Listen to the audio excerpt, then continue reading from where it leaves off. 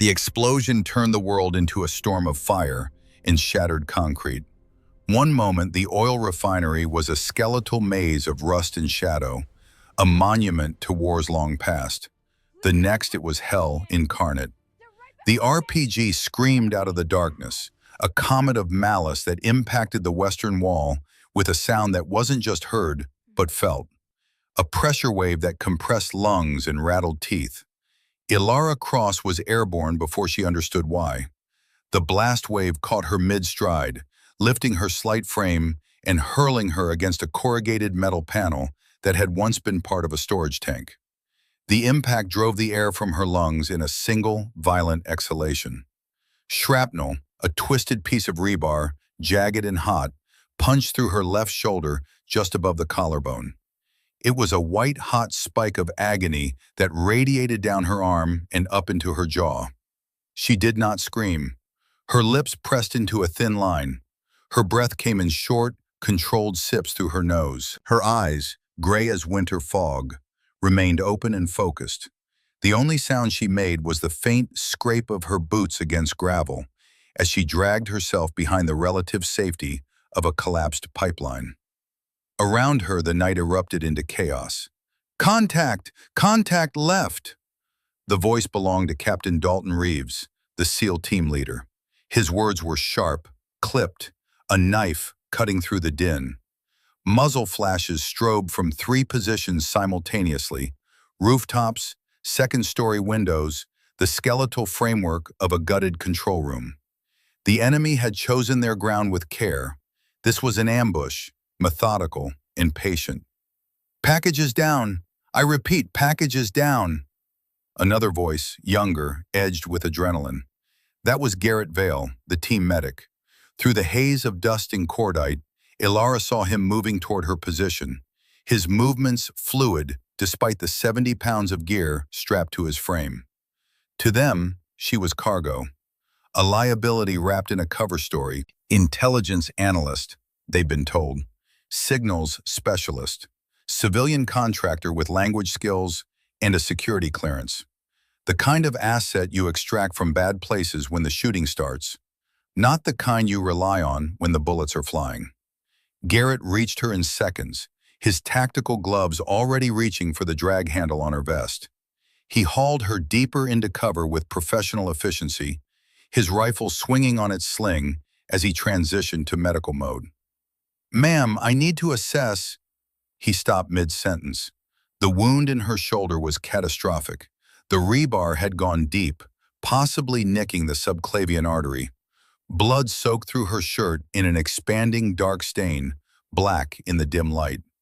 By every metric of pain and trauma, she should be screaming, thrashing, going into shock. Instead, she was cataloging her own injury with the detached precision of a field surgeon. "Shrapnel," she said, her voice low and steady. "Deep penetration near the clavicle. Artery intact for now, mobility compromised." Her free hand was already applying pressure to a specific point just below the wound, a technique designed to slow venous bleeding without cutting off arterial flow. Garrett's eyes widened behind his ballistic glasses. Civilians didn't do that. Civilians didn't use medical terminology while impaled with shrapnel. Civilians didn't lie in pools of their own blood with the eerie calm of a seasoned operator. "Who the hell are you?" The question escaped before he could stop it. Ilara's gaze shifted past him, scanning the rooftops with mechanical precision. Her pupils tracked movement in the darkness that he couldn't yet see. "Rooftop, 11 o'clock, 3rd floor, red brick section. Sniper." Garrett froze. Then his training kicked in. He keyed his radio without taking his eyes off her. "Actual, possible sniper, 11 o'clock, 3rd story, red structure." 2 seconds later, the heavy bark of a marksman rifle answered from somewhere behind them. A cascade of bricks exploded from the target location. A distant shout, cut short. Garrett turned back to Ilara. She was still staring at him with those unsettling gray eyes, her expression betraying nothing. No triumph, no relief, just the flat, professional acknowledgement of a tactical problem solved. He pulled out his trauma shears. This is going to hurt. She simply waited. As he cut away the fabric of her jacket and shirt, she didn't flinch. Her breathing remained steady, that same practiced rhythm, as if she'd learned long ago how to partition her mind from her body. He exposed the wound, ugly, a crater of torn muscle and tissue, and began to irrigate it with saline. That's when he saw the others. Scars. Not the kind you get from kitchen accidents or childhood mishaps. These were the roadmap of violence, written in scar tissue across her skin. Near her collarbone, a thin, white line, surgically precise. Lower on her ribs, the unmistakable pucker of a bullet wound.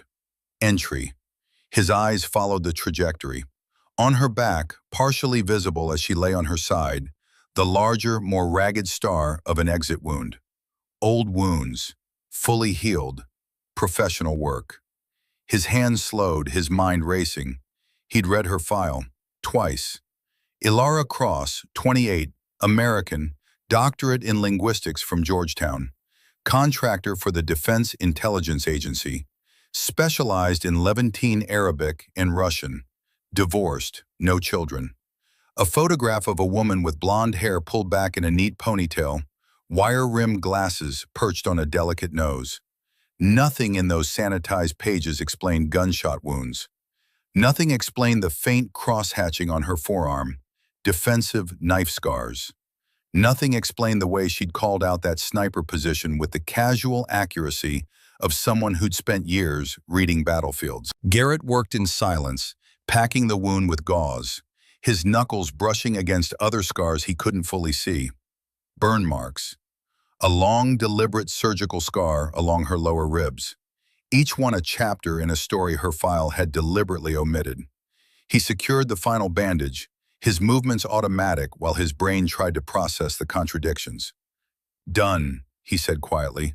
"Bleeding's controlled. No major arterial damage, but you've lost a lot of blood. You need to rest." Ilara's eyes opened. They held his for a long moment, and in that gaze he saw something that made his spine straighten. Depth, experience, the 1,000-yard stare of someone who'd seen things and done things that left permanent marks. She gave a single, deliberate nod. Not gratitude, acknowledgement. Then she closed her eyes again, her hand moving beneath her jacket to clutch something in her pocket.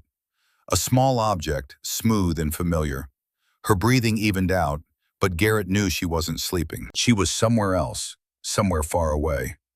He sat back on his heels, his medical pack forgotten, staring at the woman who was supposed to be a simple extraction package.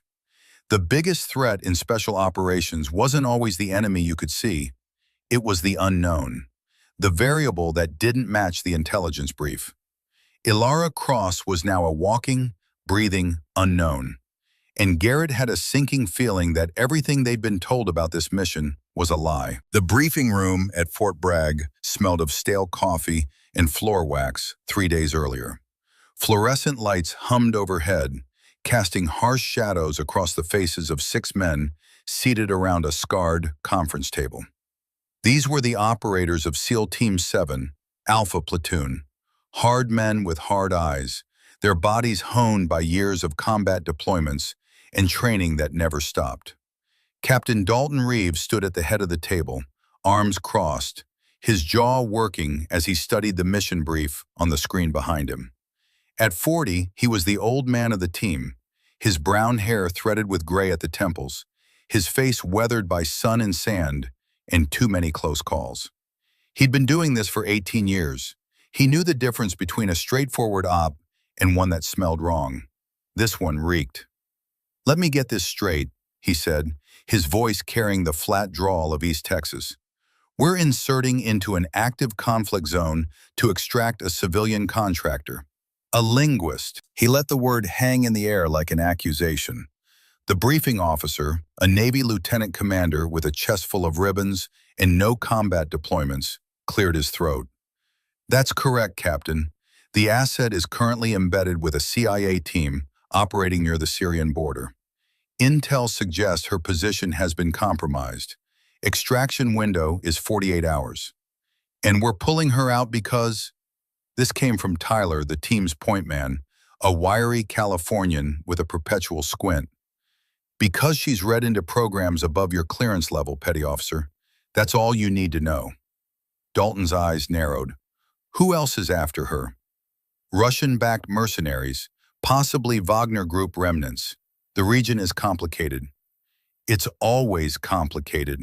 Dalton turned to the screen, studying the grainy satellite image of their target. A compound in the desert, Syrian side of the border. Old Soviet construction, repurposed by whoever currently controlled the dirt around it. Rules of engagement?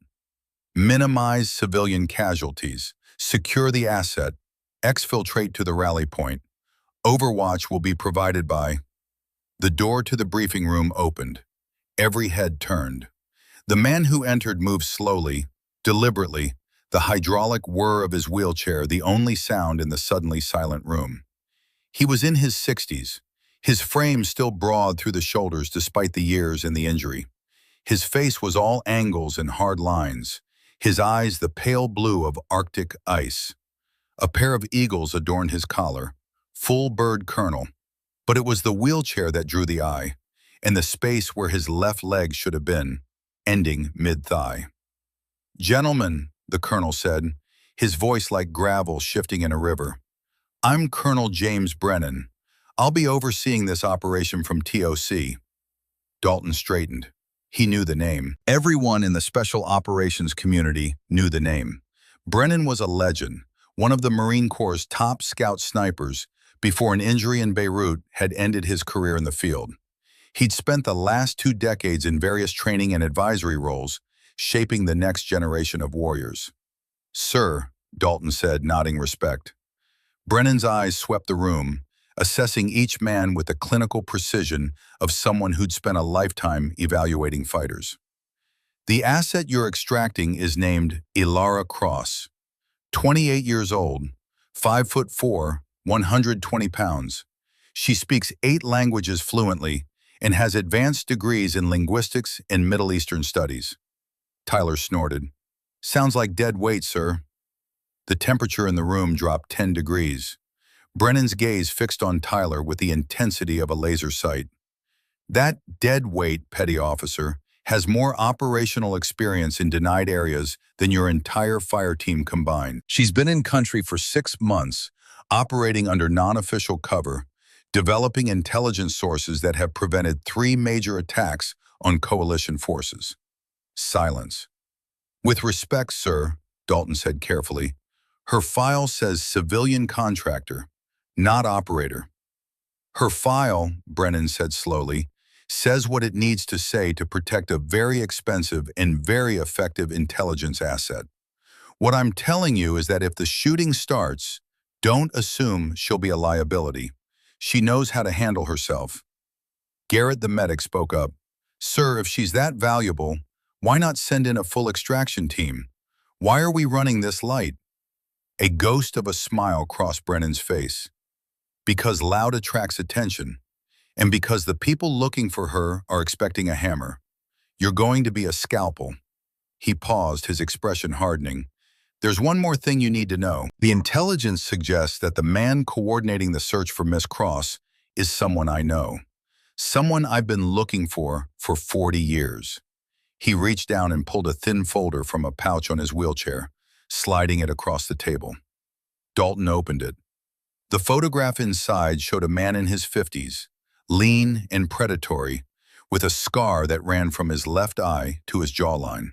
The file beneath identified him as Viktor Volkov, former KGB, currently believed to be operating as a military advisor and arms dealer in the region. "This man," Brennan said, his voice dropping to barely above a whisper, "killed my partner in Beirut, 1984. He cost me my leg, and he's been a ghost ever since. If he's involved in this, it's not about intelligence. It's personal." Dalton studied the photograph, then looked up at the colonel. "Sir, if this is personal..." "It's always personal, Captain. But I'm not asking you to settle my debts. I'm asking you to bring Ilara Cross home alive. Everything else is secondary." The briefing officer cleared his throat. The asset will be waiting for extraction at the primary rally point. Your window opens at 2100 hours local time. The plan is straightforward. The door opened again.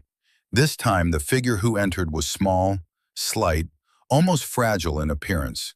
Blonde hair pulled back in a tight bun, wire-rimmed glasses, a simple button-down shirt and khaki pants. She carried a worn leather satchel over one shoulder and moved with the quiet efficiency of someone trying not to take up too much space. Every seal in the room sized her up in seconds. Small, soft hands, no visible muscle definition. The kind of person you'd see teaching at a university, not operating in a war zone. Tyler leaned back in his chair, a smirk playing at his lips. "You've got to be kidding me." Brennan's voice cracked like a whip. "Petty officer, you will show respect or you will be removed from this briefing." "Clear?" "Crystal, sir." The woman, Ilara Cross, walked to the front of the room without looking at any of them. She set her satchel on the table and pulled out a tablet, syncing it to the screen behind her. A map appeared, detailed and annotated in what looked like Russian and Arabic. When she spoke, her voice was quiet but steady. "The compound where I'll be waiting is here."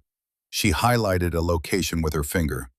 "It's an old Soviet listening post, abandoned in the 90s, reoccupied by various groups since then. Current occupants are local militia with ties to Russian advisors. They have 3 heavy machine gun positions, here, here, and here. Rooftop access is limited to 2 points. The perimeter is ringed with improvised obstacles, mostly vehicle hulks and concertina wire." She zoomed in on the structure. "The building interior is 3 stories. Ground floor is mostly open, used to be vehicle storage. Second floor is where they keep prisoners and supplies. Third floor is observation and comms. If they're holding anyone, it'll be second floor, northeast corner room. That's the most defensible position with the best sight lines for security." Dalton leaned forward. "How do you know their defensive setup?" Ilara turned to look at him for the first time. Those gray eyes met his without flinching. "Because I've been inside. Twice. Once to establish a source, once to service a dead drop. They don't know I was there." Tyler's smirk had faded. "You're telling us you walked into a hostile compound, twice, alone?" "Yes." "Bullshit." Brennan's hand hit the table with a crack that made everyone jump. "That is enough." He rolled his chair forward until he was beside Ilara, his voice dropping to a lethal calm. "Miss Cross has risked her life more times in the last 6 months than most of you have in your entire careers. She has developed intelligence that saved American lives. She has operated in denied territory without backup, without support, without the comfort of knowing that if things go wrong, someone is coming to pull her out." He looked around the room. "You will treat her with the respect she has earned, or you will be off this team. I don't care how many deployments you have. I don't care what schools you've been to. She is an operator, and she will be treated as such. Am I understood?" A chorus of "Yes, sir," echoed through the room. Ilara hadn't moved. Her expression remained neutral, neither offended by Tyler's comment nor gratified by Brennan's defense. She simply waited. Dalton studied her more carefully now, the way she stood, the slight tension in her shoulders, the way her eyes never stopped moving, cataloging exits, assessing threats, measuring distances. These weren't the habits of an academic. "Miss Cross," he said slowly, "with respect, your file says you're a linguist, but you're talking like someone with tactical training." She met his gaze. "I have a doctorate in linguistics from Georgetown. I also have other training that isn't in my file." "What kind of training?" Brennan cut in. "The kind that's classified above your pay grade, Captain. But I will tell you this. Ilara Cross is the best intelligence operative I've ever worked with. She's also the student I've been training for 6 years to finish a mission I started 40 years ago." The room went very still. Garrett spoke quietly. "Sir, this sounds like it's not just an extraction." Brennan's smile was cold and sharp.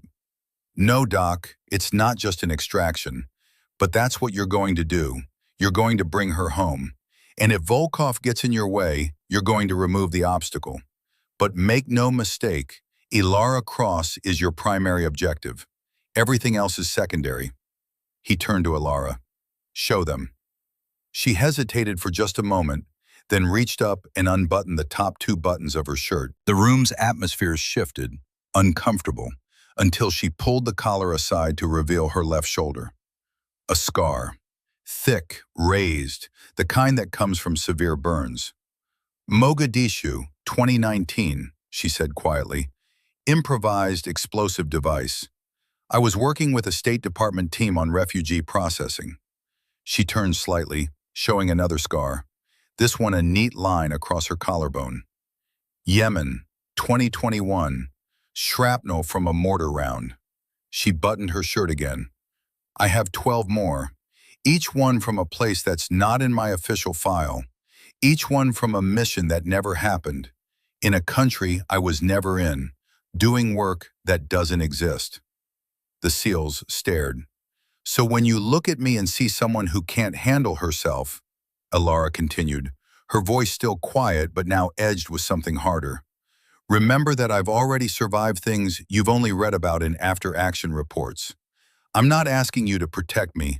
I'm asking you to do your job and get me to the rally point. I'll take care of myself. Dalton found himself reassessing everything. The way she moved, the way she spoke, the scars. What else should we know? He asked. Ilara's eyes shifted to Brennan, a silent question. The colonel gave a slight nod. Viktor Volkov, she said, pulling up a new image on the screen, is not just a former KGB officer. He's a specialist in what the Russians called active measures, psychological operations, assassinations, deep cover infiltration. After the Soviet Union collapsed, he went private.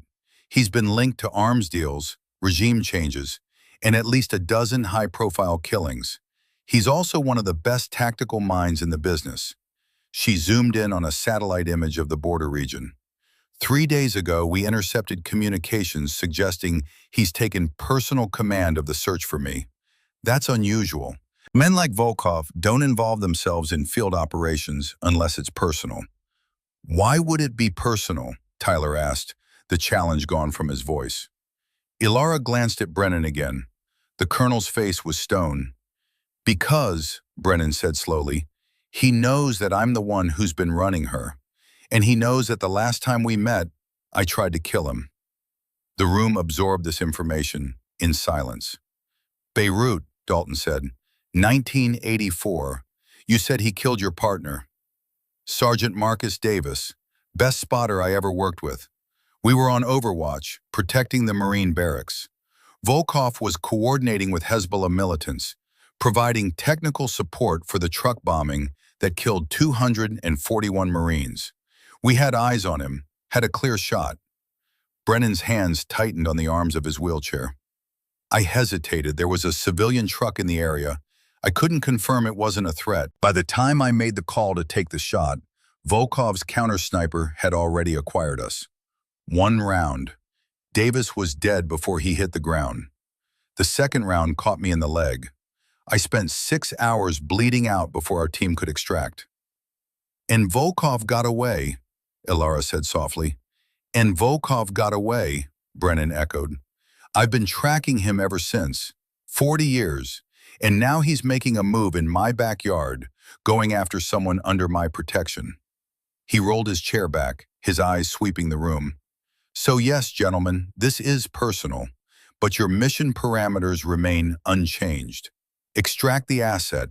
If you encounter Volkov or his people, you engage only if necessary to protect the package. You are not, I repeat, you are not to go hunting for him. Clear? Yes, sir. Brennan looked at Ilara. Something passed between them, unspoken but understood. A shared history, a shared purpose. Wheels up at 0600, the briefing officer said. Full kit, winter desert loadout. Any questions?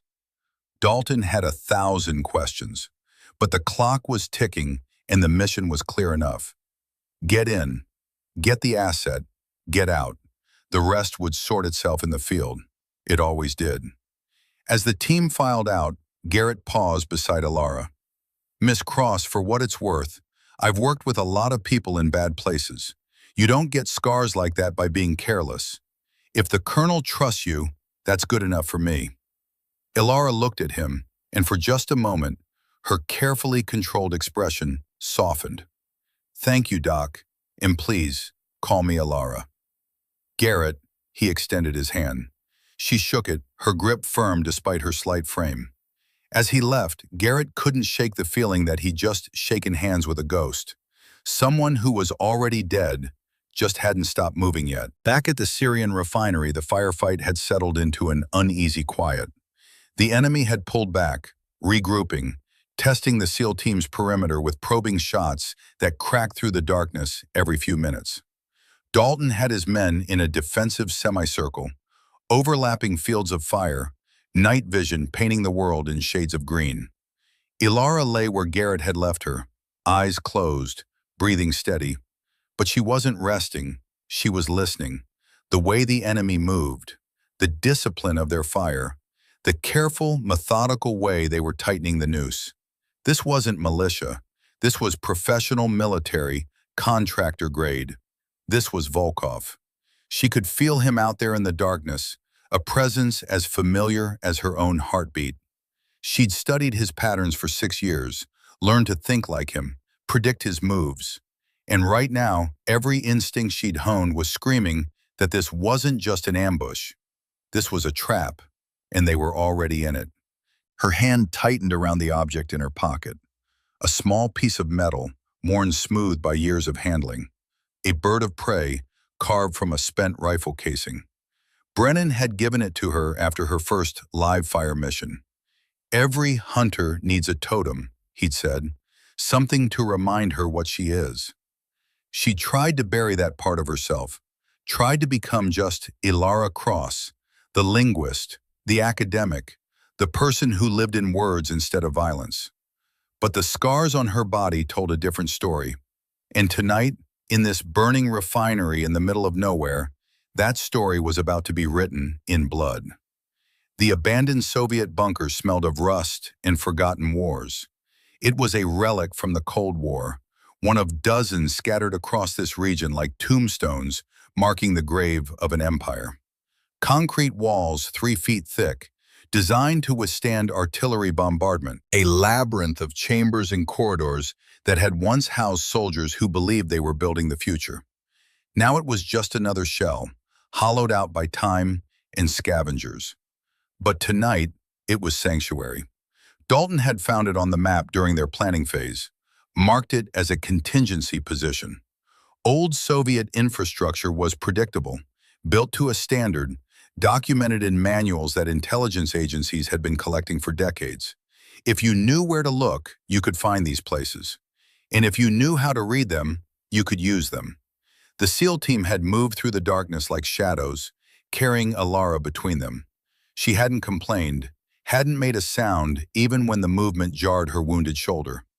Garrett had given her morphine, enough to take the edge off, but not enough to cloud her judgment. She'd accepted it with a nod, her gray eyes never losing focus. Now they were 3 levels underground, in what had once been a command center. The air was thick and stale, tasting of earth and concrete. Emergency chemical lights cast everything in a sickly green glow. Water dripped somewhere in the darkness, a metronome counting down the seconds until the enemy found them. Because they would find them, that was never in question. The only question was how much time they had to prepare. Dalton posted sentries at the 2 access points, positioned Tyler at the main entrance with the squad automatic weapon, and set up a casualty collection point in the deepest chamber. Then he pulled out his map and tried to figure out how to get 6 operators and 1 wounded civilian through 15 kilometers of hostile territory to the extraction point. The math wasn't good. Garrett worked in the corner, his aid bag spread out like a surgeon's instrument tray. He'd already treated 2 men for minor shrapnel wounds and exhaustion. Now he was inventorying what remained. Combat gauze, tourniquets, pressure bandages, Morphine syrettes, saline, antibiotics. Not enough. Never enough. He glanced at Alara. She sat with her back against the wall, her wounded shoulder wrapped in fresh bandages, her good hand resting on her thigh. Her eyes were open but distant, seeing something that wasn't in this bunker, something far away. He'd seen that look before, on men coming back from bad places, carrying ghosts they couldn't outrun. He finished his inventory and walked over to her, his boots scraping on the concrete. "How's the pain?" "Manageable." Her voice was quiet, barely above a whisper. "That's not what I asked." She looked at him then, really looked at him, and he saw past the careful control to the exhaustion beneath. "It hurts, but I've had worse." I saw. He sat down beside her, his back against the same wall. "Those scars. That's not training accidents and bad luck. That's a career." Ilara didn't respond immediately. She seemed to be weighing something, deciding how much truth to offer. Finally, she said, "How many scars do you have, Doc?" The question caught him off guard. "A few. Fallujah, 2016. Helmand Province, 2018. A couple of training mishaps that were more stupidity than valor." "Tell me about one." Garrett thought back, sorting through the catalog of near misses and close calls. "Okay, Fallujah. We were clearing a building, 3rd floor. I was trailing the stack, providing medical support. The point man triggered an IED, homemade, pressure plate, just enough explosive to kill whoever stepped on it." He paused, the memory sharp and clear despite the years. "The blast threw me back through a doorway. Shrapnel caught me across the ribs left side. Felt like getting hit with a baseball bat wrapped in barbed wire. I remember lying there, trying to breathe, watching the dust settle. And all I could think was how stupid it was. We'd cleared that hallway twice, and we still missed it." "Did you freeze?" "No, I got up. Treated the point man. He'd lost his foot. Kept him alive until we could get him to the bird. Then I passed out from blood loss." He lifted his shirt, showing her a jagged line of scar tissue that ran from his sternum to his hip. 14 inches, 43 stitches. The surgeon told me I was lucky it didn't open my peritoneum. Ilara studied the scar with professional interest. "Clean work. Military hospital?" "Balad. Best trauma surgeons in the world, working out of a tent in the desert." He lowered his shirt. "Your turn. Pick one." She hesitated again, then reached up and touched her collarbone where the burn scar disappeared beneath her shirt. "This one. Mogadishu, 2019. I was embedded with a State Department team, officially doing translation work for refugee processing. Unofficially, I was running sources, trying to map the al-Shabaab network in the southern districts." Her voice remained steady, clinical, as if she were describing someone else's story. "We were meeting a contact in the Bakara market. Crowded, loud, good place to get lost. He was late. That should have been my first warning, but I was young and stupid and thought I was clever enough to control the situation." "How young?" 23. Fresh out of graduate school, fresh out of training, fresh out of my mind with the certainty that I knew better than anyone else. A bitter smile crossed her lips. The contact never showed. Instead, a man with a vest full of ball bearings walked into the cafe where I was waiting. Garrett felt his stomach tighten. He'd seen suicide bombings. He knew what came next. I had maybe 2 seconds of warning, saw his hand move toward the trigger. I dove for the door. The blast caught me midair, threw me through the front window. When I woke up, I was on fire. My jacket, my hair, the whole left side of my body felt like it was being dipped in acid. She touched the scar again, her fingers tracing its outline. "A Somali woman put me out, rolled me in the dirt, beat the flames with her hands. She didn't know me, didn't care that I was American or that I probably shouldn't have been there. She just saw someone burning and decided to help." "How many dead?" 17, including 3 children. Ilara's voice dropped to barely above a whisper. The target was a local militia commander who met there every week. Al-Shabaab had been watching him. I was just collateral damage.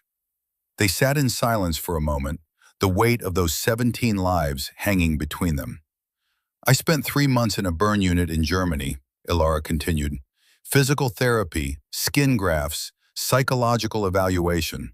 They wanted to send me home, medical discharge, full pension. Thank you for your service, now please disappear and never talk about what happened. But you didn't. No, I went back to work. Different cover, different posting, same job. Because sitting in some suburban house trying to pretend I was normal felt like dying slowly. At least in the field, I knew who I was. Garrett understood that. He'd seen men try to go back to civilian life, try to fit into a world that didn't have room for what they'd become. Most of them failed. The lucky ones found their way back to the work. The unlucky ones ate their guns. How many scars total? He asked. Ilara looked at him, and for the first time since he'd met her, something like vulnerability flickered across her face. 12, not counting the small ones. 12 that mark moments when I should have died but didn't. 12. Garrett absorbed this. That's a lot of weight to carry. It is. She pulled her jacket tighter around her shoulders, a gesture that seemed more about comfort than cold. You ask me who I am, back in the refinery. The truth is, I'm not entirely sure anymore. My file says one thing, my scars say another. And somewhere in between is whatever's left of the person I used to be. Before Garrett could respond, Dalton appeared in the doorway, his face grim. We've got company, drones, small ones, quadcopters, probably commercial grade but modified. They're doing a search pattern, working their way through the industrial district. How long until they find us? 2 hours, maybe 3 if we're lucky. He looked at Ilara. They're not giving up. Whoever's running this operation, they want you bad. Ilara's expression hardened, the vulnerability vanishing behind the mask of control. It's Volkov. He's not going to stop until he has me or confirms I'm dead. Why? What makes you worth this much effort? She glanced at Garrett, then back to Dalton. Because I know something that can destroy him, and because Colonel Brennan trained me specifically to be the weapon that ends him. The temperature in the room seemed to drop. Dalton's jaw tightened. Explain. Ilara stood, wincing as the movement pulled at her wounded shoulder. She walked to where Dalton had spread his map, studying the terrain features marked in precise military notation. 6 years ago, I tried to kill myself. The words dropped like stones into still water. I was in a dark place. PTSD, survivor's guilt, a dozen other diagnoses that the psychiatrist threw at me. I'd lost my team in Crimea, black op, deep cover, the kind of mission that never happened. 7 operators went in. I came out alone, and I couldn't live with that. She traced a line on the map, her fingers steady despite the subject matter. Brennan found me in the barracks bathroom, bleeding out from cuts I'd made with a field knife. He saved my life, and then he gave me a reason to keep living. Volkov, Garrett said quietly. Volkov. Ilara nodded. Brennan told me about Beirut, about Davis, about 40 years of hunting a ghost who kept slipping away. And he offered me a choice, spend the rest of my life running from my demons, or turn those demons into a weapon and aim it at something that deserved to die. Dalton studied her with new eyes. He trained you to kill Volkov. He trained me to be better than Volkov, faster, smarter, more patient.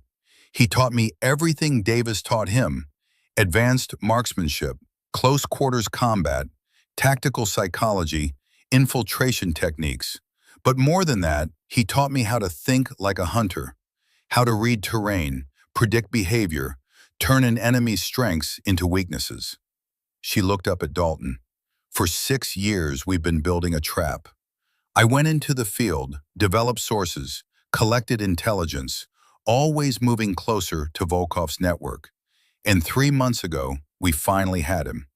Location confirmed, Patterns established, vulnerabilities mapped. The mission you're on right now, the extraction, it was supposed to be the endgame. What changed? He figured it out. Someone in his organization must have noticed the pattern, connected the dots. 2 weeks ago, he went dark, shut down his normal communications, moved his operation, purged his staff, and then he resurfaced here, hunting for me. Dalton's mind raced through the implications. He knows Brennan's running you. Worse, he knows Brennan wants him dead, and he's turned the tables. Now, instead of walking into our trap, he's set one of his own. He's using me as bait to draw Brennan out. Brennan's at Fort Bragg. He's not coming. Ilara's smile was sad and knowing. You don't know the colonel like I do. Volkov killed his partner, took his leg, spent 40 years being the one that got away. If Volkov has me cornered, Brennan will move heaven and earth to finish what he started, even if it means putting himself in the crosshairs. The bunker suddenly felt much smaller, the walls pressing in. Dalton had walked into operations with bad intelligence before, but this was something else. This was personal vendetta wrapped in geopolitics, 40 years of hate compressed into a single point of violence, and his team was caught in the middle. How do we get out of this? He asked. Ilara turned to face him fully. We stop running. We stop reacting. We become the hunters instead of the hunted. With one wounded civilian and 6 operators running low on ammunition and medical supplies? With one operator who knows Volkov better than anyone alive, and 6 of the most dangerous men on the planet who are too stubborn to die. She met his gaze without flinching. Captain, you've been treating me like cargo.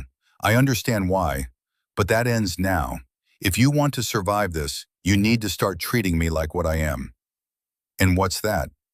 The only person in this bunker who can get us all out alive. At Fort Bragg, Colonel James Brennan sat in his wheelchair and watched satellite feeds of the Syrian border scroll across multiple screens. His hands rested on the arms of his chair, fingers drumming a slow, steady rhythm. Beside him, a CIA liaison officer named Patterson shifted uncomfortably. Sir, we're showing increased activity in your team's sector. Looks like a coordinated search pattern, at least 40 hostiles, possibly more. I see it. Extraction is going to be complicated. We might need to move up the timeline, bring in additional assets. No. Brennan's voice was flat, absolute. We maintain the current plan. Sir, with respect, if Volkov has deployed that many men, your team is going to be outnumbered 6-1. Maybe worse. They need support. Brennan's eyes never left the screens. They have support. They have Ilara Cross, and they have orders to get her to the rally point. Everything else is noise. Patterson fell silent, but Brennan could feel the man's disapproval radiating like heat. The CIA didn't understand this kind of operation. They thought in terms of assets and calculations, risk-reward matrices that reduced human lives to numbers on a spreadsheet. They didn't understand that some debts could only be paid in blood. 40 years ago, Marcus Davis had died because Brennan hesitated. One moment of doubt, one instant of weighing civilian lives against the mission, and his best friend's head had exploded in a pink mist that painted the rooftop red. Brennan had spent every day since that moment learning to live with the guilt, learning to function despite the phantom pain in his missing leg, despite the nightmares that still jerked him awake at 3 in the morning, learning to turn his failure into something useful. And Ilara Cross was that usefulness made flesh. He'd found her at her lowest point, bleeding out on a bathroom floor, her eyes already going glassy with shock. He'd wrapped her wrists with compression bandages torn from his own shirt, called for help, stayed with her while the medics worked. And when she finally woke up in the hospital, he'd been there. You tried to quit, he'd told her. I understand. I tried to quit too, after Beirut. But you know what I learned? You don't get to quit. The war doesn't care about your pain. It just keeps going. The only choice you have is whether you let it destroy you or whether you destroy it first. She'd stared at him with those gray eyes, empty and hollow. I got my team killed. I got my partner killed. We're even. How do you live with it? You don't. You carry it every day, and you use it. You turn it into fuel. You find the people who deserve your rage, and you make them pay for every drop of blood you've spilled, for every friend you've buried, for every piece of yourself you've lost. He'd shown her the photograph then. Viktor Volkov, the man who'd haunted his dreams for 40 years. I can't kill him myself, Brennan had said. Not anymore. My body won't let me. But I can build the weapon that does. I can train someone to be better than I was. Faster, smarter, without my weaknesses. Ilara had looked at the photograph for a long time. Then she'd said, "Teach me." And he had. 6 years of turning broken into deadly. 6 years of taking a linguist with a death wish and forging her into something that could walk through the shadows and emerge with blood on her hands. He'd taught her everything: marksmanship, hand-to-hand combat, infiltration, exfiltration, dead drops, brush passes, the 1,000 tiny skills that separated professionals from amateurs. But more importantly, he'd taught her to think like Davis had taught him, to see patterns in chaos, to read terrain like a language, to understand that every enemy had a rhythm, a pattern of behavior, and if you watched long enough, patient enough, you could predict their next move. And now, watching the satellite feeds, Brennan could see Volkov's rhythm clear as day. The search pattern was too methodical, too precise. Volkov knew where Ilara was, or at least knew where she wasn't. He was boxing her in, limiting her options, forcing her toward a predetermined point. The old Soviet bunker. Of course.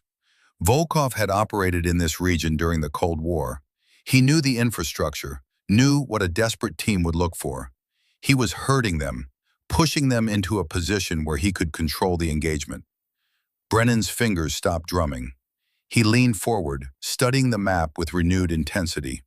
If Volkov was pushing them toward the bunker, that meant he had something planned there. A trap, an ambush, something that would let him capture Ilara alive, because she was only valuable if he could interrogate her, find out how much Brennan knew, how deep the penetration went. But Volkov was making the same mistake he'd made in Beirut. He was assuming his enemy would react predictably. Brennan reached for the secure communications console. "Get me Captain Reeves, priority channel." Back in the bunker, Dalton's radio crackled to life. "Bravo 7 actual, this is Ironside. You copy?" Dalton keyed his mic. "Ironside, this is actual. Go ahead." "I need you to listen very carefully, Captain. What I'm about to tell you is going to sound insane, but if you want to get your team home alive, you're going to have to trust me." "I'm listening, sir." "You're in a trap. Volkov knows where you are. He's been pushing you toward that bunker since the initial contact. He wants you there because he can control the approaches, limit your movement, force you to defend instead of maneuver." Dalton felt his blood turn cold. "Recommendations, sir?" "You're going to do the last thing he expects. You're going to give Ilara Cross operational command of your team." Silence on the line. Dalton looked at Ilara, who was watching him with those steady gray eyes, waiting. "Sir," Dalton said carefully, "she's a civilian contractor. I can't—" "She's not a civilian. She's a Tier 1 operator with 6 years of specialized training and more experience in denied areas than your entire platoon combined. Her cover was civilian contractor. Her reality is something else entirely. And right now, she's the only person in that bunker who can think the way Volkov thinks." "Sir," "Captain," Brennan's voice hardened. "I know what I'm asking. I know it goes against your training, your instincts, everything you've been taught about chain of command. But I've been hunting Viktor Volkov for 40 years. I know how he operates. I know his patterns. And I know that if you try to fight your way out of this the way you're trained to fight, you'll be dead in 6 hours." Dalton looked around the bunker. His men were watching him, waiting for orders. They were good men, hard men, professionals who'd been through hell and come out the other side. They trusted him to make the right call. "What's the plan, sir?" "Put Alara on." Dalton handed the radio to Alara. She took it without hesitation, her movements fluid despite her injury. "I'm here, Colonel." "How's the shoulder?" "Functional." "Good, because I need you to do something for me. I need you to stop being the package and start being the operator I trained you to be. Can you do that?" Ilara closed her eyes for a moment, and Garrett saw something shift in her expression. The careful control, the civilian mask, it all fell away. What was left was harder, sharper, a blade honed to a killing edge. When she opened her eyes again, they were different, colder, more focused. "Yes, sir." "Volkov is pushing you toward a confrontation. He wants to capture you alive, use you to get to me. He thinks he's controlling the board. I need you to show him he's wrong." "How?" "By doing what you do best. By reading the terrain, finding the weakness in his plan, and exploiting it before he knows what hit him. I've taught you everything I know. Now I need you to be better than I ever was." Ilara looked at Dalton, then at the map spread across the floor. Her mind was already working, processing variables, calculating possibilities. "I'll need full tactical authority," she said. "You have it. Captain Reeves will defer to your judgment on operational matters. His men will follow your lead." "Colonel, they don't know me. They don't trust me." "Then make them trust you. You have 6 hours until Volkov closes the net. Use them." The radio went silent. Ilara stood there for a moment, holding the dead radio, feeling the weight of what had just been asked of her. She'd spent 6 years preparing for this moment. 6 years of training, studying, learning to think like the enemy. 6 years of turning her pain into purpose. Now it was time to see if any of it had been worth it. She looked at Dalton. "Captain, I need your map and your full inventory. Weapons, ammunition, explosives, medical supplies, everything." Dalton hesitated for only a second. Then he nodded. "You heard the Colonel. She's running the show." He turned to his team. "Tyler, Garrett, Jenkins, Ramirez, front and center." The 4 men gathered around the map. They looked skeptical, wary, but they were professionals. If their captain said jump, they jumped. Ilara studied each of them in turn, assessing capabilities, reading body language. Tyler, the point man, aggressive, confident, skilled in close quarters. Jenkins, the breacher, methodical, patient, good with demolitions. Ramirez, communications, smart, adaptable, quick thinking. And Garrett, the medic, calm under pressure, observant, the kind of man who saw details others missed. "Okay," she said, her voice taking on a new authority. "Here's what we're not going to do. We're not going to sit in this bunker and wait for Volkov to starve us out. We're not going to try to fight our way through 40 hostiles with the ammunition we have left. And we're not going to run for the extraction point and hope we make it." "So what are we going to do?" Tyler asked, his tone neutral, but his body language defensive. Ilara smiled. It wasn't a pleasant expression. "We're going to turn Volkov's trap into ours. We're going to make him think he's won. And then we're going to kill everyone he sends after us." She pointed to a location on the map, her finger steady and sure. "There's an old Soviet airbase 12 kilometers northeast of our position. Abandoned in the 90s, but the infrastructure is still intact. Hangars, control tower, underground fuel storage. It's the perfect place for Volkov to stage his forces." "How do you know he's there?" Dalton asked. "Because it's what I would do. It's defensible, it has good sight lines, and it's close enough to coordinate a search but far enough to be safe from counterattack. If I'm wrong, we adapt. But I'm not wrong." She traced a route on the map. "Here's what we're going to do. We leave now, use the drainage tunnels that run beneath this entire industrial district. They're not on most maps, but the Soviets built them in the 80s to move supplies during the war. I've studied the schematics. They'll get us within 2 kilometers of the airbase without being spotted. And then, Garrett asked. Then we split up. Captain Reeves takes 3 men and sets up overwatch positions around the airbase perimeter.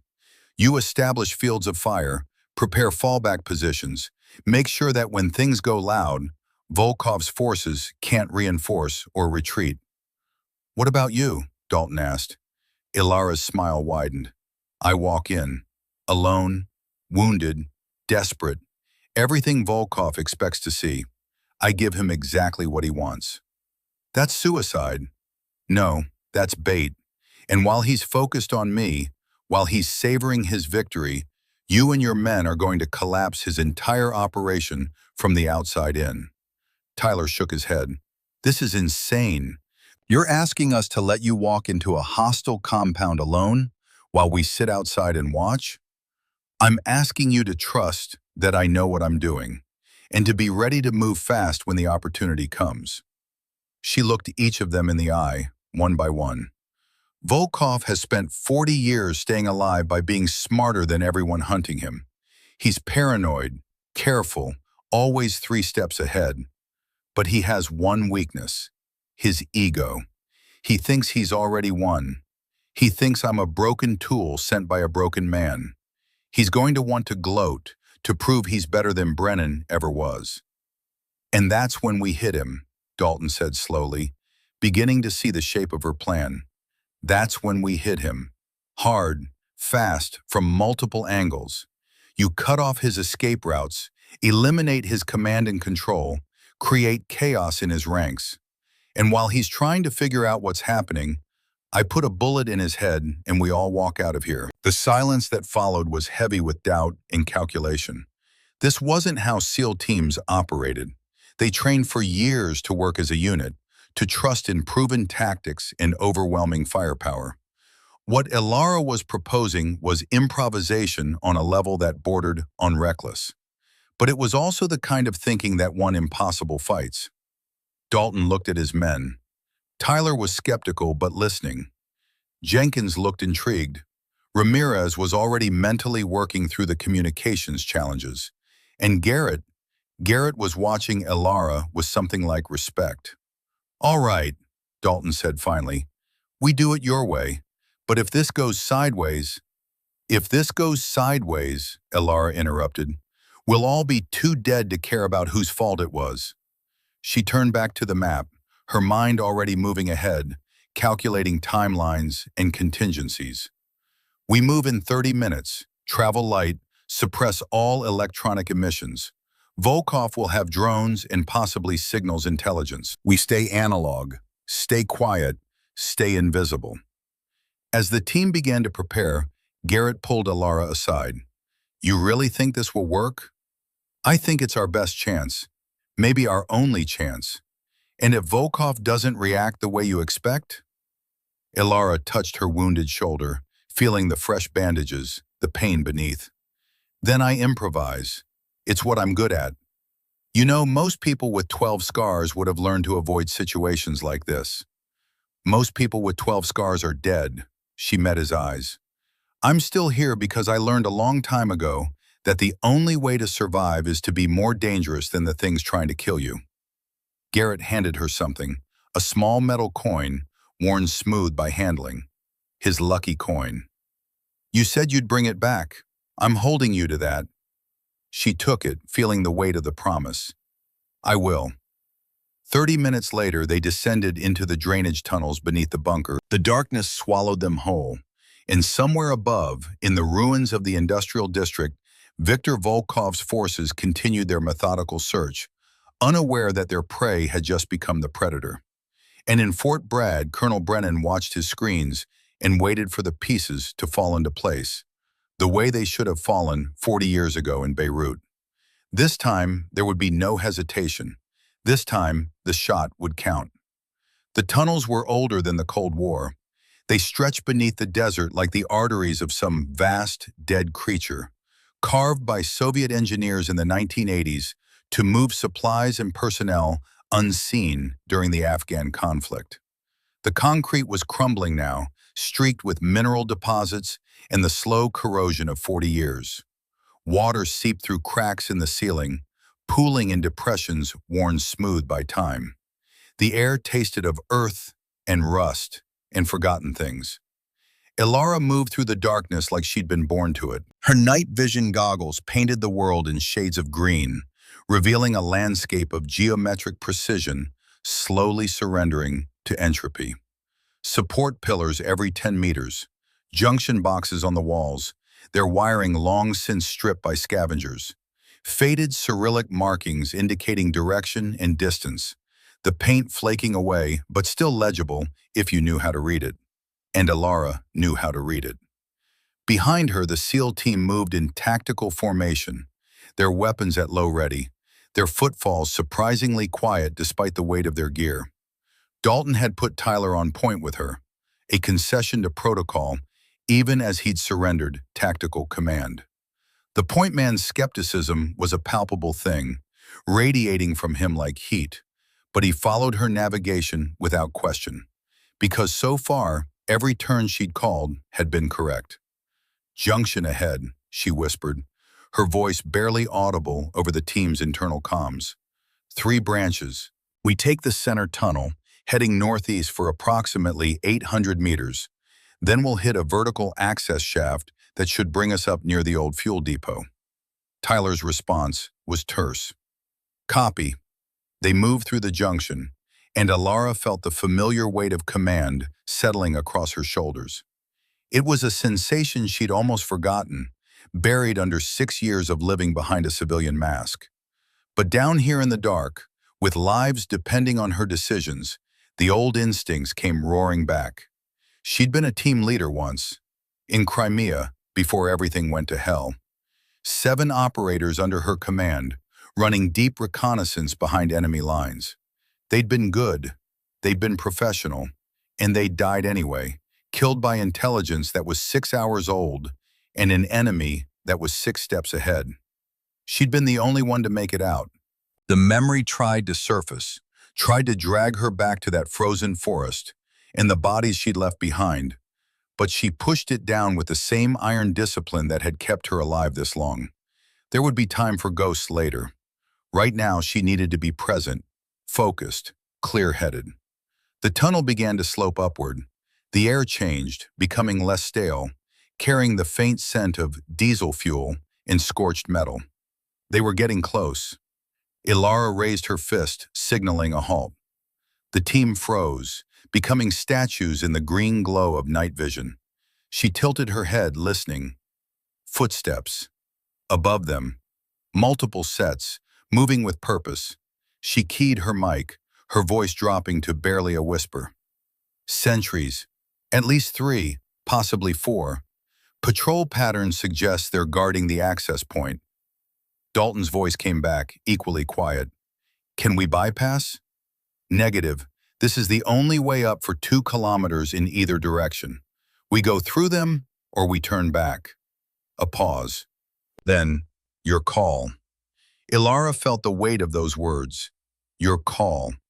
The team was deferring to her judgment, trusting her assessment despite barely knowing her. It was a gift and a burden in equal measure. We go silent, she said. Suppressed weapons only. No radio chatter once we commit. Tyler, you're with me. Jenkins, you're rear security. Everyone else holds position until we give the all clear. She didn't wait for confirmation. She moved forward, her movements economical, her breathing controlled. Tyler fell in beside her, his suppressed HK-416 tracking with his eyes. Whatever doubts he had about her capabilities, he was professional enough to keep them locked down when lives were on the line. The vertical shaft was exactly where Ilara had predicted it would be. A concrete cylinder 15 feet in diameter with a rusted ladder bolted to one wall. 40 feet above, she could see the underside of a heavy metal grate, and beyond that, the faint glow of sodium lights and shadows, moving shadows. She holstered her night vision and drew her suppressed Glock 19, the weight familiar in her hand. Tyler positioned himself opposite her, creating a crossfire if things went loud. She pointed up, held up 4 fingers, then made a walking motion with 2 fingers. 4 hostiles, patrol pattern. Tyler nodded. He'd seen them too. Ilara began to climb. The ladder was slick with condensation and decades of neglect, but she moved with careful precision, each handhold tested before she committed her weight. Her wounded shoulder screamed with every pull, but she'd learned long ago how to partition pain into a separate room of her mind and lock the door. 20 feet up, 30. The voices above became clearer, speaking in Russian with a regional accent that placed them somewhere in the Caucasus. Wagner Group, probably. Contractors who'd cut their teeth in Ukraine and Syria, men who killed for money and had no illusions about honor or righteousness. Dangerous. Professional. She reached the grate and peered through the gaps in the metal. 4 men, just as she'd predicted. 3 were smoking, their rifles slung casually. The 4th was checking his phone, his attention divided. Amateur mistake. Even contractors got sloppy when they thought they were safe. Ilara waited, counting heartbeats, watching their pattern. The 3 smokers moved in a lazy circuit, never straying more than 10 feet from the grate. The one with the phone stood apart, his back to a concrete barrier. Phone guy first. Then the 3 smokers in rapid succession before they could react. She looked down at Tyler, made eye contact through the darkness, and tapped her temple twice. Reading my mind, follow my lead. Tyler's nod was barely visible. Ilara took a slow breath, centering herself. The world narrowed to the 4 targets above, their movements already mapped in her mind. She counted down from 5. 5.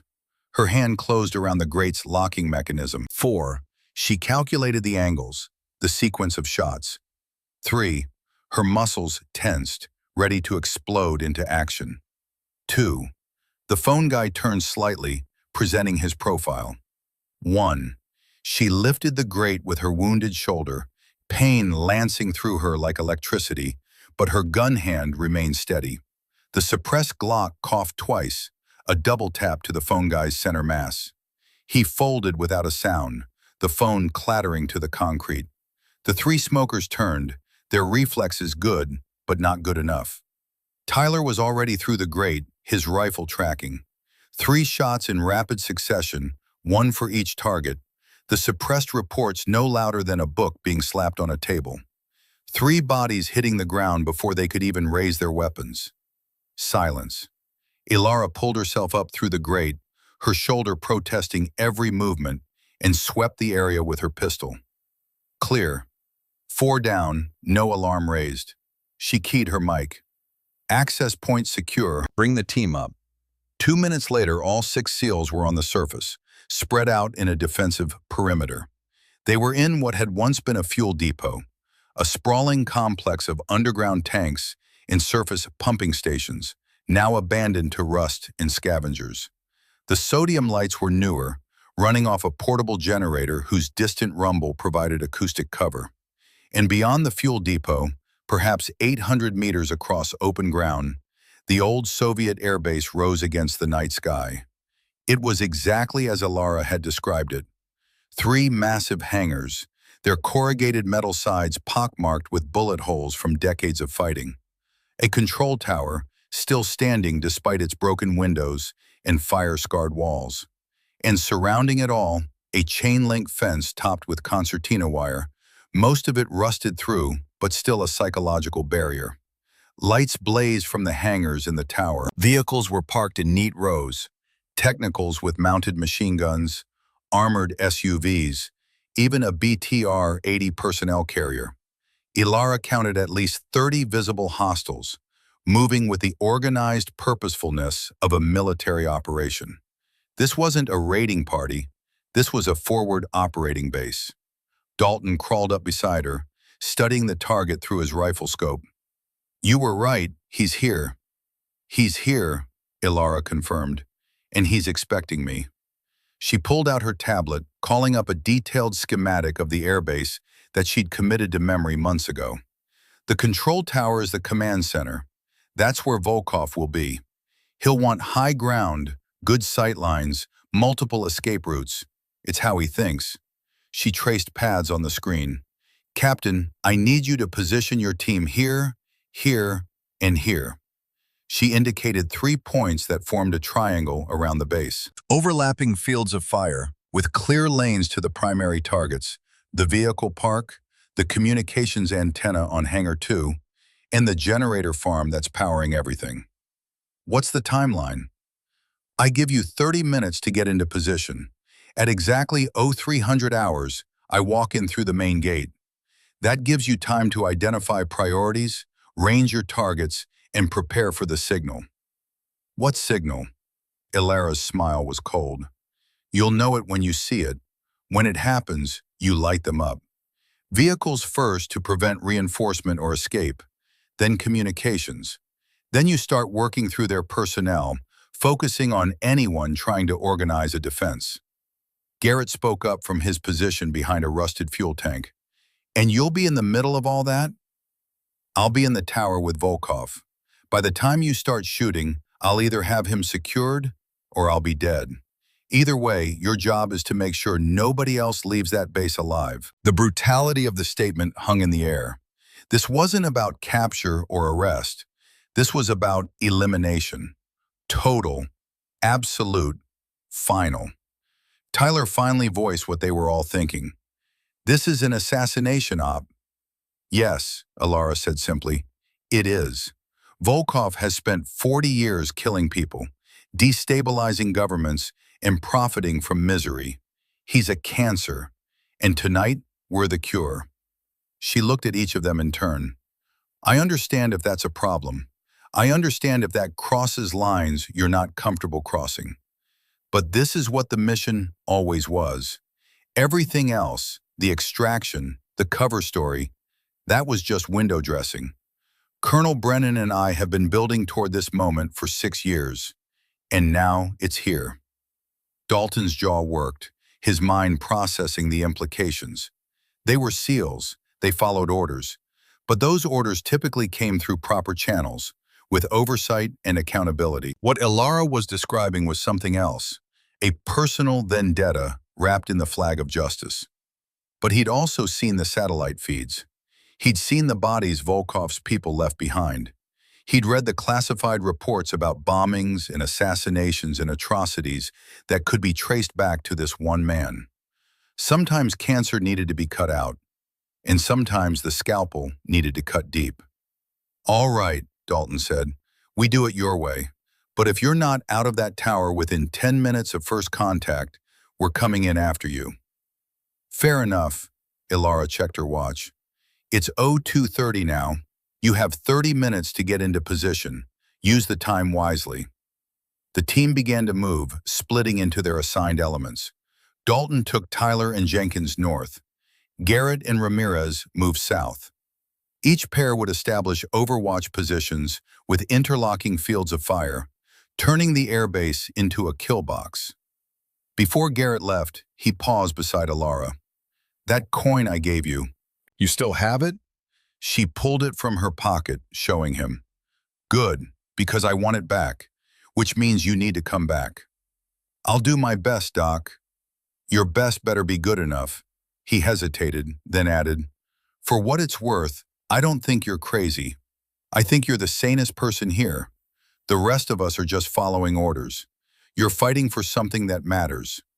Before she could respond, he was gone, melting into the shadows with Ramirez. Ilara was alone. She stayed in position for another 20 minutes, watching the airbase, studying the patterns. Guard rotations every 15 minutes, sentries moving in pairs. A command post set up in the tower's second floor, visible through the broken windows. Maps, computers, armed men moving with purpose. And standing at the window, backlit by the interior lights, a lean figure with a scar running from eye to jaw. Viktor Volkov. Even at this distance, even after 40 years and 1,000 close calls, he moved with the confidence of someone who'd never truly been beaten. His posture was relaxed, almost casual, like a man surveying property he owned. Ilara felt something cold and hard settle in her chest. This was the man who'd killed Marcus Davis, the man who'd taken Brennan's leg, the man who'd made a career out of violence and walked away rich while better people bled out in gutters. Tonight, his luck ran out. At exactly 0300, she stood and began walking toward the main gate. She'd stripped off her tactical gear, leaving her in just torn fatigues and a bloodied shirt. Her wounded shoulder was visible, the bandages soaked through. She walked with a limp, favoring her left side, her hands empty and visible. Her hair was disheveled, her face streaked with dirt and dried blood. She looked exactly like what Volkov would expect to see, a broken operator at the end of her rope, with nowhere left to run. The sentries at the gate saw her coming from 100 meters out. She watched them tense, rifles coming up, voices calling out in Russian. She raised her hands, palms out, and kept walking. "I'm unarmed," she called out in flawless Russian. "I'm injured. I need to speak to Volkov." The sentries exchanged glances. One keyed his radio, speaking rapidly. A moment later, the gate swung open, and 4 men rushed out, weapons trained on her. "On your knees, hands behind your head." Ilara complied, moving slowly, wincing as the position pulled at her shoulder. Rough hands grabbed her, searching for weapons, for electronics, for anything that could pose a threat. They found nothing. She'd made sure of that. "She's clean," one of the guards reported. "Bring her to the tower. He wants to see her." They hauled her to her feet, 2 men gripping her arms, half dragging her across the tarmac toward the control tower. Ilara let her head hang, let them think she was at the breaking point. But her eyes were active, cataloging everything. Vehicle positions, guard rotations, weapon placements, the location of the generator farm, the communications antenna. Every detail fed into the tactical map in her mind. They pulled her into the tower and up 2 flights of stairs, past more guards, past rooms filled with equipment and ammunition. Finally, they reached the 2nd-floor command post, and there waiting for her was Viktor Volkov. He was older than his photographs, the scar tissue on his face more pronounced, but his eyes were young, sharp, predatory. He wore civilian clothes, dark slacks, a button-down shirt, but carried himself with military bearing. "Miss Cross," he said in English, his accent thick but his pronunciation precise. "Or should I call you by your real name, the one Brennan gave you when he recruited you?" Ilara said nothing. She was breathing hard, partially from exertion, partially from calculated performance. Volkov circled her slowly, studying her like a specimen. "You know, I've been looking forward to this meeting. Brennan has been hunting me for 40 years. 40 years! And in all that time, he never came close.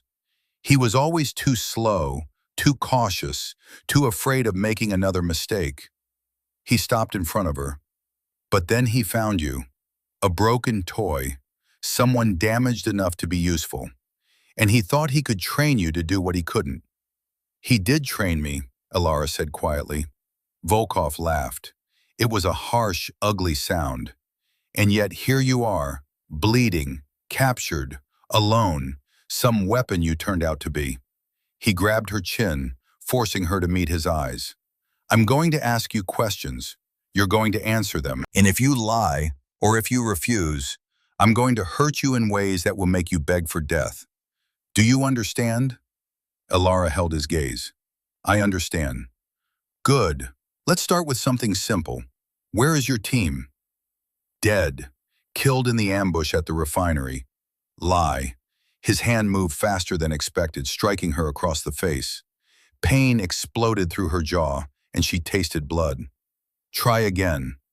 "Scattered. Last I saw them, they were pinned down in the industrial district. I broke off, tried to make it to the extraction point alone. Didn't work out." Volkov studied her, looking for tells, for inconsistencies. "How did you find out I was here?" "Communications intercept. We've been tracking your signal patterns for months." "Who's running you? Just Brennan, or is there a whole team?" "Just Brennan. This was personal for him. He didn't want CIA oversight." "How long have you been operational?" 6 years, since Brennan found me." The questions continued, each one probing deeper, testing the cover stories she and Brennan had constructed over years of preparation. Ilara answered with just enough truth to be believable, just enough lies to protect what mattered. And all the while, her internal clock was counting down. 3 minutes since she entered the tower. Dalton's team would be in position now, ranging their targets. 5 minutes. They'd have identified priority threats, calculated wind speed and bullet drop. 7 minutes.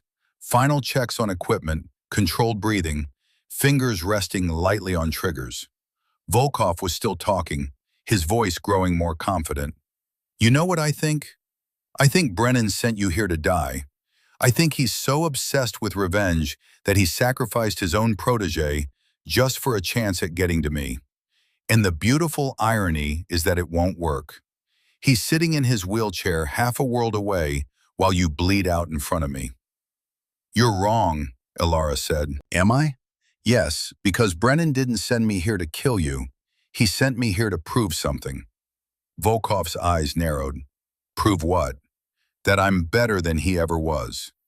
In one fluid motion, Ilara's hands shot out, grabbing a coffee mug from the desk beside her and smashing it into the face of the nearest guard. Ceramics shattered.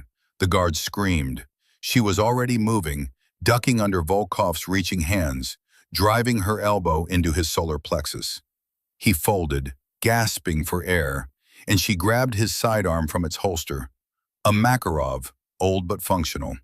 She put 2 rounds into the first guard's chest, then pivoted and shot the second guard through the throat. Volkov was recovering, his hand reaching for a backup weapon. But Ilara was faster. She kicked his knee, hyperextending the joint, and he went down with a howl of pain. She pressed the Makarov against his temple.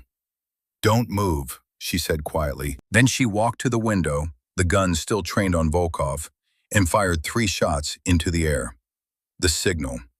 A heartbeat of silence. Then the night exploded. From 3 positions around the airbase perimeter, the SEALs opened fire with devastating precision. Tyler's M110 sniper rifle barked first, the heavy 7.62 millimeter rounds punching through the BTR's engine block and fuel tank. The vehicle erupted in a ball of orange flame that turned night into day. Dalton and Jenkins followed a split second later, their suppressed weapons coughing death into the vehicle park. Tires shredded, windshields imploded, fuel tanks ruptured and ignited. Garrett and Ramirez hit the communications antenna, their concentrated fire toppling the structure in a shower of sparks and twisted metal. The base's radio net went dead, and then they began working through personnel targets. It was surgical, methodical. Every shot counted. Guards rushing to respond were cut down before they could reach their weapons. Officers trying to organize a defense were eliminated first. Anyone who looked like they might pose a threat died within seconds of being identified. The airbase descended into chaos. Men ran in every direction, some toward the fighting, most away from it. Orders were shouted and ignored. Weapons were fired blindly into the darkness, hitting nothing but air. The SEALs were invisible, their muzzle flashes hidden by suppressors and careful positioning. They were ghosts, and they were reaping. In the tower, Volkov stared at Ilara with something like comprehension dawning in his eyes. Brennan planned this. All of it. You were the bait. I was the weapon, Ilara corrected. The bait was the airbase itself. You thought you were setting a trap, but you walked into one instead. She could hear boots pounding up the stairs, reinforcements coming. She had maybe 30 seconds before they reached the second floor. Volkov seemed to realize this too. His hand moved toward an ankle holster, slow and careful. Don't, Ilara said. Or what? You'll shoot me? Then all of this was for nothing. Brennan wants me alive to answer for Beirut. Brennan wanted you dead. That's all he ever wanted. But he taught me something important. Revenge is just another mission. And missions have objectives, timelines, success criteria. The objective was your death. The timeline was tonight. The success criteria was me walking out of here alive. She pulled the trigger. The Makarov's report was deafening in the enclosed space. The round caught Volkov in the center of his chest, punching through sternum and spine and exiting out his back in a spray of red. He looked down at the wound, surprise etched across his scarred face. His mouth worked, trying to form words, but only blood came out. Then he fell backward, hitting the floor with a sound like a bag of wet cement. Viktor Volkov, the ghost who'd haunted 2 generations of operators, was dead. Ilara didn't wait to confirm the kill. She was already moving, grabbing a dead guard's AK-74 and a spare magazine. The boots on the stairs were closer now, voices shouting in Russian. She positioned herself beside the door, weapon ready, breathing controlled. The first man through took 2 rounds to the face. The second caught a 3-round burst to the chest. The third started to retreat, but Ilara was faster, stepping into the doorway and dropping him with a headshot. The stairs fell silent. She moved down carefully, clearing each landing, her shoulders screaming, but her hands steady. On the ground floor, she emerged into a scene from hell. The airbase was burning, bodies littered the tarmac. The remaining hostiles had barricaded themselves in Hangar 1, returning fire at ghosts they couldn't see. Ilara keyed the radio she'd taken from one of the guards, switching to the SEAL team's frequency. Actual, this is Cross. Primary objective complete. Volkov is KIA. I'm exiting the tower, moving to your position. Dalton's voice came back, calm despite the chaos. Copy that. We have you on thermal. Proceed to Rally Point Alpha. We'll provide cover. She ran. Her wounded shoulder had gone numb, adrenaline masking the damage. Her lungs burned. Her legs felt like lead. But she ran anyway, because stopping meant dying. Rounds kicked up dust around her feet. A bullet cracked past her ear, so close she felt the pressure wave. But the SEALs were watching, and anyone who drew a bead on her died before they could complete the trigger pull. She reached the perimeter fence and dove through a gap Tyler had cut in the wire. Hands grabbed her, hauling her into cover. Garrett's face appeared above her, his expression fierce. You good? I'm alive. Good enough. He began checking her vitals, while around them, the firefight continued. But it was winding down now, the resistance collapsing as the SEALs systematically eliminated every remaining threat. 10 minutes after Ilara's signal, the shooting stopped. The airbase was silent except for the crackle of flames and the settling of wreckage. 37 hostiles had been on site when the operation began. 37 bodies now cooled on the tarmac or burned inside vehicles. But not 0 friendly casualties. Ramirez lay behind a concrete barrier, his body still, his eyes staring at nothing. A lucky shot from a guard they hadn't spotted had caught him in the gap between his vest plates. He died instantly, according to Garrett, who'd reached him first. The only casualty, the only man who didn't make it home. Dalton moved through the carnage with practiced efficiency, confirming kills, collecting intelligence, documenting the scene. This would be someone's problem eventually. The diplomatic fallout, the investigations, the official denials. But that was above his pay grade. He found Ilara sitting against a concrete barrier, Garrett working on her shoulder with fresh bandages.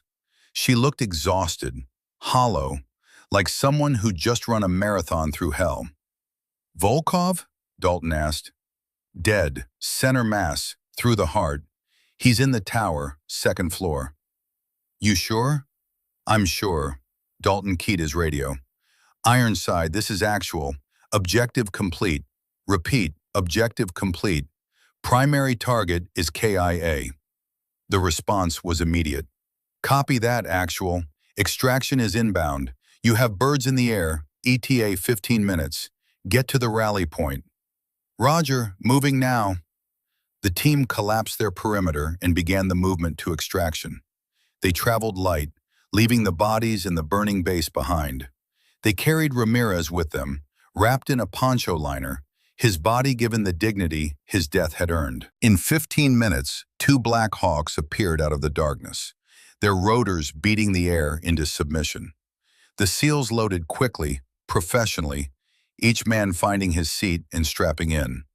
Ramirez's body was secured with quiet reverence. Ilara was last aboard, Garrett helping her into the troop bay. As the helicopter lifted off, she looked down at the airbase one last time. Smoke rose in columns, visible for miles. The tower was a black silhouette against the flames. And somewhere in that wreckage, Viktor Volkov's body was growing cold. His 40-year run finally at an end. She felt nothing. No triumph, no satisfaction, no relief. Just the hollow emptiness that came after violence. The space where emotion should be, but wasn't. Garrett squeezed her good shoulder.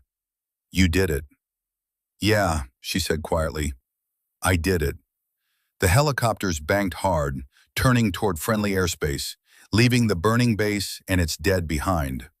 The mission was over. But for Ilara, something else was just beginning. The helicopters touched down at the forward operating base just as dawn broke over the desert. Exhausted men stumbled out, their faces etched with the kind of weariness that sleep couldn't cure. The adrenaline had drained away during the flight, leaving behind the heavy weight of what they'd done and what it had cost. Ilara found Garrett near the medical tent, supervising the unloading of supplies. He looked up as she approached, his expression unreadable. She reached into her pocket and pulled out the worn coin, holding it out to him. "Told you I'd bring it back," she said quietly. Garrett stared at the coin for a long moment, then closed her hand around it. "Keep it. You earned it more than I ever did." "Doc." "I mean it." His eyes held hers. "You brought all of us home. Well, almost all of us." His gaze drifted toward where Ramirez's body bag was being loaded onto a separate bird. "That coin's supposed to bring luck. Maybe it worked, just not for everyone." Ilara looked down at the coin, feeling its weight differently now. Not a borrowed talisman, but a reminder, another ghost to carry. "Thank you, Garrett." He nodded once, then turned back to his work, leaving her standing there with the coin pressed against her palm and the morning sun turning the desert gold. 3 months later, the sky over Arlington National Cemetery was the color of polished steel. Ilara stood in her dress uniform, shoulders back, spine straight, despite the ache that still lived in her left shoulder. The uniform was new.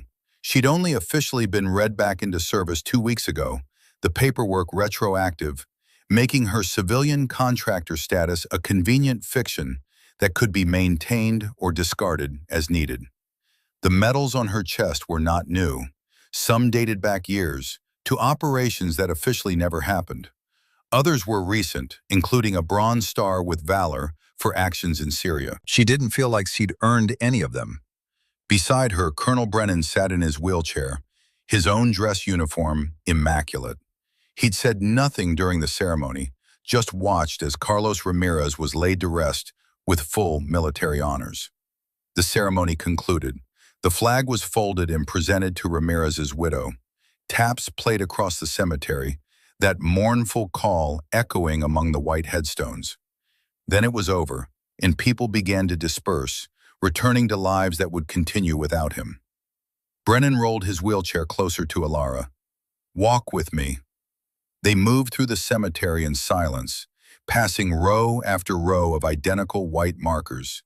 Each one a life, a story, a debt paid. Brennan stopped at one marker in particular, his hand reaching out to touch the cold stone. Marcus Davis, Sergeant, United States Marine Corps, Beirut, Lebanon, 1984. "I come here every year," Brennan said quietly. "On the anniversary of his death, I tell him about my life, about the world he's missing, about the people I've trained, the missions I've run, and I apologize for the shot I didn't take." Ilara said nothing. There was nothing to say. "For 40 years, Brennan continued, I've been telling myself that if I could just kill Volkov, it would mean something. It would balance the scales. Davis's death would have purpose." He looked up at Ilara. "But now Volkov's dead. The mission is complete. And I don't feel any different. Davis is still gone. My leg is still gone. 40 years of hunting didn't bring any of it back." "Then why did we do it?" Alara asked. Because some debts have to be paid, even if paying them doesn't heal the wound. Because men like Volkov don't get to walk away clean while better men die in the dirt. Because, he paused, choosing his words carefully, because you needed a reason to keep living. And I needed to believe that all this pain could be turned into something useful. He reached into his jacket and pulled out a small box. I have something for you. Inside was a metal bird, carved from a spent rifle casing, identical to the one she carried in her pocket. I made this for Davis, Brennan said, after his first confirmed kill. Told him every hunter needs a totem. He carried it until the day he died. After Beirut, I kept it. Couldn't bring myself to let it go. He pressed the box into Alara's hand. Now I'm giving it to you, because you finished what Davis and I started. You took the shot we couldn't take. You were everything I trained you to be. Alara looked at the two birds, one old and worn from Garrett's coin pocket, one new and perfect from Davis's legacy. Two totems, two ghosts to carry forward. What happens now? She asked. Now you decide who you want to be. The mission is over. Volkov is dead. You don't owe me anything anymore. You can walk away, build a life, try to be normal. Or you can keep doing this. There are other Volkovs out there, other ghosts that need hunting. The work never stops. Alara thought about the tunnels beneath Syria, the burning airbase, Ramirez's body being loaded onto the helicopter, the weight of the metals on her chest. She thought about Garrett's words in the bunker. You're fighting for something that matters. I'm not built for normal, she said finally. I tried that, it didn't take. Brennan smiled, and it was sad and proud in equal measure. Then welcome back to the war, Corporal, or should I say, Lieutenant. Your promotion came through yesterday. 6 months later, snow fell on the mountains of Montana in thick, silent curtains. Alara sat by the window of a small cabin, watching the white landscape transform into something pristine and untouched. A fire crackled in the hearth behind her. Coffee steamed in a mug cradled between her hands. On the table beside her lay 3 objects. The first was Garrett's lucky coin, worn smooth by years of handling in pockets not her own. The second was a metal bird carved from a spent rifle casing, Davis's totem, now hers. A gift from a dead man through the hands of the living. The third was a thin black folder, unmarked except for a classification stamp that made it technically illegal for her to have outside a secure facility. She'd opened it 3 times in the last week. Each time she'd read the contents, memorized the target profile, studied the operational parameters. Each time she'd closed it and set it aside, telling herself she needed more time to decide. But the truth was, the decision had already been made. Probably made months ago in that Syrian bunker. Maybe made 6 years ago when Brennan had found her bleeding out and offered her a purpose. The folder contained a new mission, a new target, a new ghost to hunt. Alara picked up her phone and dialed a number she'd memorized but never called. It rang twice before a familiar voice answered. Colonel Brennan? It's Cross, sir. I've read the brief. And? I'm in. When do we start? There was a pause, and she could almost see him in his office at Fort Bragg, surrounded by maps and files and the accumulated weight of 40 years of service. There's a flight leaving Bozeman tomorrow at 0600. Be on it. Yes, sir. Alara, his voice softened slightly. You don't have to do this. You've earned the right to rest. With respect, sir, I don't think I know how to rest anymore. I know. I never learned either, but I had to offer. Understood. I'll see you tomorrow. She ended the call and set the phone down. Outside, the snow continued to fall, covering the world in white. Beautiful, peaceful, temporary. Beneath the snow, the ground was still hard and frozen. But spring would come, as it always did. Life would claw its way back to the surface. The cycle would continue. Alara picked up the black folder, feeling its weight. Inside were photographs, dossiers, intelligence assessments, another ghost, another debt to be paid. She thought about Garrett, now back with his team, carrying the memories of Syria like stones in his pockets. About Ramirez's widow, raising 2 children alone. About Brennan, still fighting his wars from a wheelchair. About Davis, who'd been dead for 40 years, but somehow still present in every decision she made. The ghosts never really left. You just learned to carry them. She opened the folder one more time, studying the target's face, committing it to memory, beginning the process of learning how they thought, how they moved, where they were vulnerable. The hunt was beginning again. Ilara Cross stood and walked to the window, her reflection visible in the dark glass. The medals were gone, locked away in a drawer. The uniform hung in a closet. What remained was something harder to define, a weapon that looked like a woman, or a woman who'd learned to be a weapon. She touched her shoulder where the newest scar was still healing.